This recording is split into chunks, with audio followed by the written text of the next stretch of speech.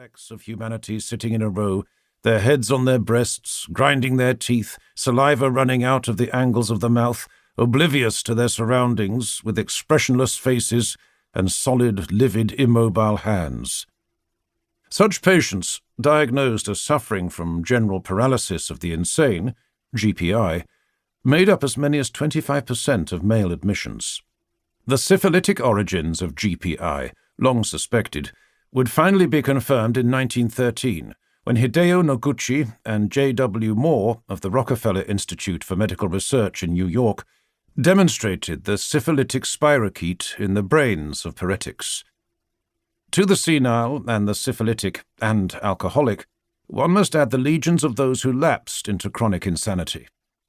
In the mammoth asylums scattered across the late 19th century landscape, a large proportion of the population came to be composed of long-stay patients, and it was this spectre of chronicity, this horde of the hopeless, that was to haunt the public imagination, to constitute the public identity of asylums, and to dominate late 19th and early 20th century psychiatric theorizing and practice. In reality, a substantial fraction, perhaps 2/5 or 1/2 of those admitted each year, were released as recovered or improved within 12 months, and another 10%, many of them elderly, died during that period. But those who were not discharged within a year lingered, and in most cases became part of the ever larger fraction of permanent residents. We have no reliable statistics for 1900, but those from 1950 paint a grim picture. Of those then confined in state mental hospitals, 1/4 have been hospitalized for more than 16 years, 1/2 for more than 8 years, and 3/4 for more than 2.5 years. This was all the more remarkable since the turnover of senile cases is very rapid because of their high death rate. Among schizophrenics, who constituted almost half of the hospital's population, the median length of stay was 10.5 years. The stark contrast between the early promise of the asylum and the dismal reality that it served for many as little more than a living tomb did little for the reputation of the psychiatric profession. When asylum superintendents formed their professional association and held their first meeting in Philadelphia in 1844, it was at the height of optimism about the curability of insanity. Supremely confident that they had unlocked the keys to the therapeutics of madness, and ruling over a rapidly expanding asylum system, alienists saw themselves, and were seen by others, as more efficacious at treating mental illness than their counterparts in the rest of the medical profession were at treating physical illness.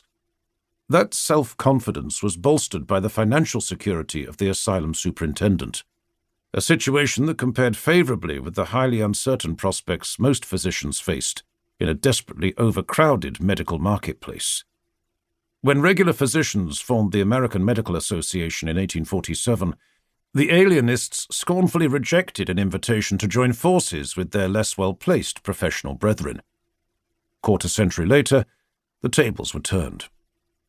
Unable to deliver the cures they had blithely promised, alienists found themselves increasingly marginalized by the rest of the medical profession. In the last third of the 19th century, neurologists, a rival group of specialists who laid claim to expertise in diseases of the nervous system, were unsparing in their reproaches.